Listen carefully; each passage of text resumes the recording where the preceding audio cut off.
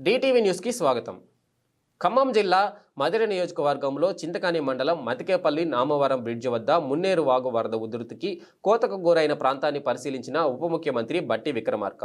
మతికేపల్లి Namavaram bridge పరిరక్షణకు తక్షణం చర్యలు తీసుకోవాలని అధికారులను ఆదేశించిన ఉప ముఖ్యమంత్రి